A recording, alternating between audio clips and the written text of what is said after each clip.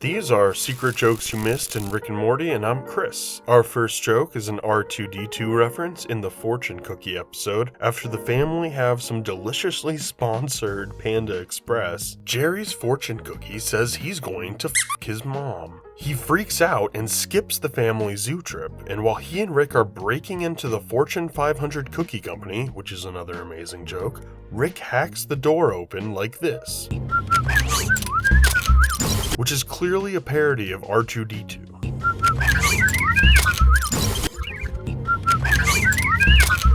Next up, we're in the Rick Prime arc finale episode, during Evil Morty's scene traveling the multiverse. There are hundreds of portals in the background, and almost none of them are unique. There's tons of each kind, except for one strange portal that is only half visible on the edge of the screen and only at the very end. And Eagle Eye viewers will already know that this is the wizard portal, which means for as much as Rick was making fun of magic and the wizards, Breaker of sky, slayer of mountain. Rule 1, you are now scooper of your own poops, or I will take you down like the blacklight poster you are. Dragons suck. I made that android with a lot of C4. Oh, I'm sorry. I imbued it with a remote-controlled explodey potion. Morty, go ahead and activate this golem. Agana Aksaka Sapulu!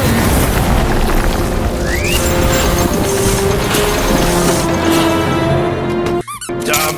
God, look at this piece of shit. Why is there writing on it? Who writes on a portal? Hey, Dandruff the Grey, lighten up and give the kid his dragon. By whose command? You have no magic. Yeah, I know, I have actual power. they seem smart enough to travel to the multiverse just like him. For our 3 spot, we're staying in the same episode, but a little earlier in the story when Evil Morty knocked out his Rick in order to take control of him. When Morty attacks that Rick and the garage closes, there's a very specific flash of lights, and it turns out, and thanks to one of my commenters for this, it's the same flash of lights that gets made in Pocket Morty's The Game, which is a Pokemon parody, obviously Rick and Morty themed. So the joke is that Evil Morty is catching this Rick like a Pokemon, which I just found hilarious.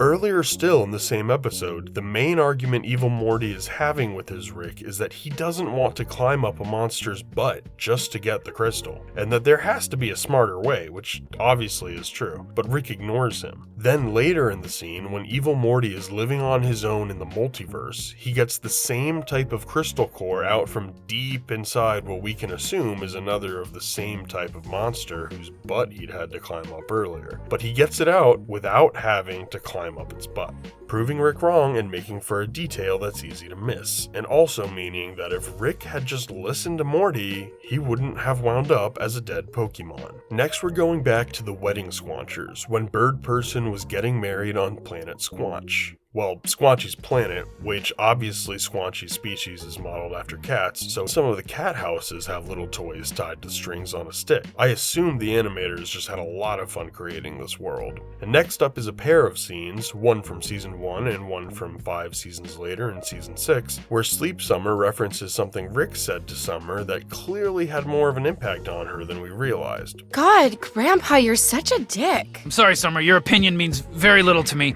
For a second there, I thought Night Summer was gonna win. That chick is the absolute worst. Sorry, Rick, but your opinion means very little to me.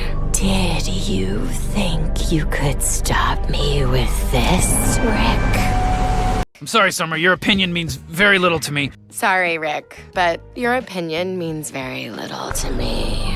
Next, we have a popular detail, but one I don't think most people know, which is that when Rick says, This is a big one. Somebody probably tracked it in last week on the bottom of their shoe or on a piece of alien fruit. Someone? Get off the high road, Summer. We all got pink eye because you won't stop texting on the toilet. he probably knows that he tracked in the parasite himself, because as Justin Roiland tells us during the commentary for this episode, Oh, there's the rocks. There's the rocks, baby. Oh, it's planted in. And by the way, if you frame episode through, you can see the purple nodule on the rocks when he throws them in. Yeah. The virus nodule. He Yeah, grabs those rocks in the fart episode. Yeah, 202. For you. and in our second to last spot, we've got a double, because odds are you know one of these, but not both. In the Gazorpian episode, What are you in for? Because I got a big, between my legs. the all-women throne room has this painted in Latin, which translates to "You're always wrong."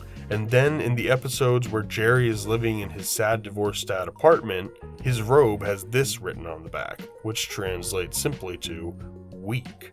And for our last one, we're gonna go back to the Rick Prime arc finale episode, when I'm sure everybody loved seeing Kuatu Rick coming out of Prime, which is obviously even funnier in context of the later Kuatu episode.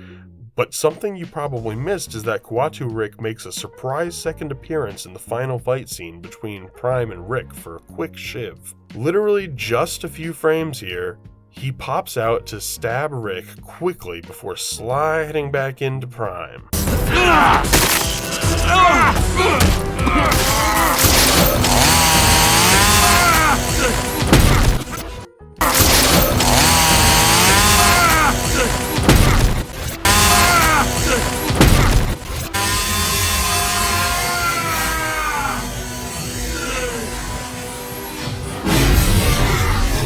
Let me know if there's anything else you'd like me to cover. You suck, Dragon! You suck! Chill out, dude. Okay, that's you don't have to. Shame on you! Shame! You Ow! slutty, Why the fuck does it feel like you're whipping me?